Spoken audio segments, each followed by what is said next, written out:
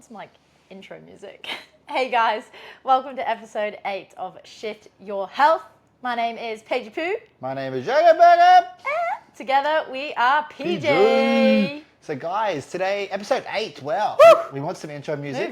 Moving. So editing team, which we do not have, Please someone put help some us. intro music. But today, guys, we are going to be talking. A client asked this, guys, so back-to-back weeks. Keep on asking your questions if you're We out love there. it. We really, love it. really do love it. But what to do when, motivation, when you're lacking motivation, when progress starts to slow down. Maybe you hit a plateau. Maybe that this is currently yourself. Maybe you're not getting the results you want.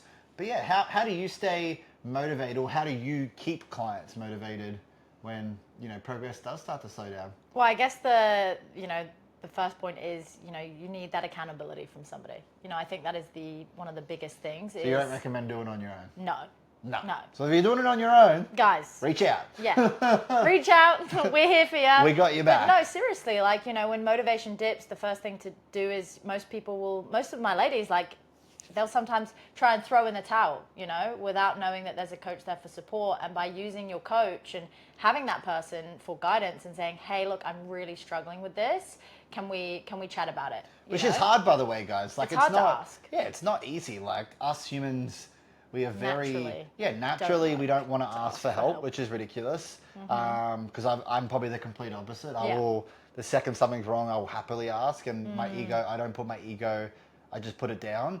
But everyone's different, right? That's why we're human. That's why this world's enjoyable. Yeah. But even oh, sorry. You go. What were you going to say? I was about to say, even if you don't have a coach right now, and say you're in a place where you can't, maybe afford a coach, asking a friend for help, or reaching out to somebody accountability that can help you. Yeah, it comes in different places. And be that support for you, I think is really great. I really encourage that as well for ladies that, kind of want somebody near them. I'm like, hey, ask a friend to go on a walk with you. Could be a work colleague, could be your parents, could be your partner.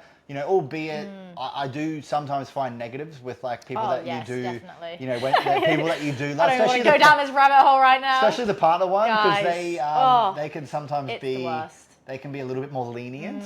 So I think the work colleague is to be honest, find someone that will be brutal in a good way. Obviously, you don't want them to be demeaning Loves you, and bring wants the best of you. Yeah, they want what's best, right? So then when you are slack, they're not going to be like, oh, that's okay. Yeah. Nah, have the week off. Partner say, let's go get an ice cream. Oh, you feeling emotional this week? That's where having a coach, guys, is so important, because there's always that unemotional attachment. Their job is literally to make sure to get you a result. So there's no, they might love you, which is, you probably want that in a coach, but they're like, we got to get you a result, but I always find when I start to struggle with motivation, just purely from my standpoint, and then I can talk about how I recommend for clients, but I like to reassess my goals. So I'm a big fan of writing my goals down a lot. Jake does the daily goals, guys. I write he is it a daily every single goals day. Guy. But I've always had this belief, guys, I think we're so busy in our general day. Life gets more and more busy as we get older, with more there's always more variables. Yeah, but I always want to make sure it's in the forefront of my mind, so then I believe it's possible, because my goals right now are extremely long away. I want to do an Ironman. I'm probably still a year and a half away from and doing I want to become number 1 in high rocks. We're still at least a year or two. Once again, if I don't reassess that all the time, I'm going to be like, oh, I'm over this, I'm bored. Yeah. But I set things along the way. I don't just have this stupidly big goal. Currently, one of my goals, I write down 3 triathlons. That's what I want to do in the next season, which I've done 1 right so far. Tick. Tick, tick, tick. I've got 2 more to go. 4th in his category. I did get 4th. There was only 7.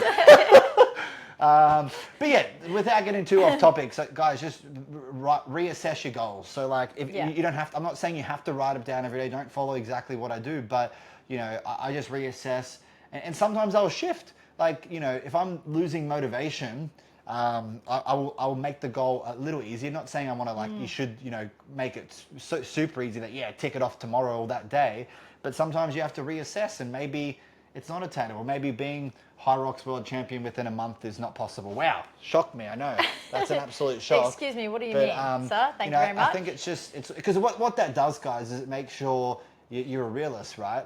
Your goal is not there to demotivate you. It should be there to motivate you, and that's where I think it's you want to have something that stretches you. Oh, wow. You want to have something that stretches you, but you also, it does have to be attainable. Yeah. And it's like having a goal with a plan as well, right? Like that's where you come back down to what you just said, is breaking it down and going, okay, well, great. If my goal in 12 months is to, do an Ironman, say for example, it's like, well, again, I keep saying the word reverse engineer, but break it back and work backwards and go, okay, what do I do? What do I need to do this month? Yep. What's my step one? Rather than thinking, holy crap, I've got 1,200 steps from here, because then you just overwhelm yourself. It can be so scary. You scare yourself. You think, holy crap, it's so far away. I'm demotivating myself already. So literally having a coach or somebody to sit down, guide you and go, okay, what's our first step? And the first step literally might be creating a plan of what you're going to do. And then it's like, cool, tomorrow I'm going to show up for my first workout. And that's the 100%. First step. Love it. Yeah, easy. It's achievable, right, guys? Like, it's not something where, I did my second marathon this year, guys, and I did a lot worse than I wanted to do. Like, I really did. I finished that. And I was so proud that I finished, and I should be, like, a marathon is not, a lot of people don't do it in their life, right? But I was very, very sad. And pretty much the first person I messaged was my coach, because I was like, hey, like, things didn't go right. Like, I'm in a really bad place right here. Because I was like, well, like, maybe this isn't for me. Maybe, like, I've just done a 6-month training block of like 80 kilometers of running a week and week in, week out, and then to hugely underperform to what I knew I was capable of was so hard. But it's like, that's where I leaned on having the coach and that accountability that we are speaking of. And I always find from like a client's point of view, I think really what Paige said there, where you just really have to dial it back and, almost go back to basics sometimes. Yeah. And it's hard. Like I had literally had to. Sometimes it's a bruise to the ego as well. It is. The ego comes out, gals. It's super tricky, and maybe you get sick and, all your hard work goes to waste. Yeah. That was why I ended up doing a bad marathon. I got literally sick. I got sick the week of. I was taking antibiotics. So like, that was when my coach was like, you just got to be a realist. Like, there was something external that was out of my control, right? And it was hard. It was really hard to agree to that. And I know when we coach people that they struggle with it. They do. Especially if they've lost like 5 kilos. Yeah. And then they get sick or they go on holidays and they put on a couple kilos, which is not, it's not the biggest thing in the world. Not. Like it's not 1 or 2 kilos, guys, relax. It's not just about the weight, and I think that's a big thing as well, is trying to, that can come into motivation, is not just making it about the scale. It's also about the habits that you're changing, within your nutrition, within 100%. Your water, within your sleep. Like, well, if you get these down pat, guys, the weight loss goal or the fitness goal will end up happening, because it's called a domino effect, and that momentum will slowly. I call it the positive snowball effect. It's so very true, guys. Definitely. So I hope this helps in regards to your motivation. If you are struggling, okay, or you've hit a plateau, guys, please reach out. Join our Facebook group, Shift Your Health. Okay, this is where we post tips, tricks, motivation. You guys can ask your questions that you guys have been doing great at. So please join. Go to Facebook. It's literally called Shift Your Health. Super simple. Join us. Super easy. Join us. Otherwise, guys, that's going to be it for episode 8. Wow. Episode 8. We're moving on, guys. We're crushing it. We're crushing it. I'll see you next week, guys. Otherwise, PJ, out.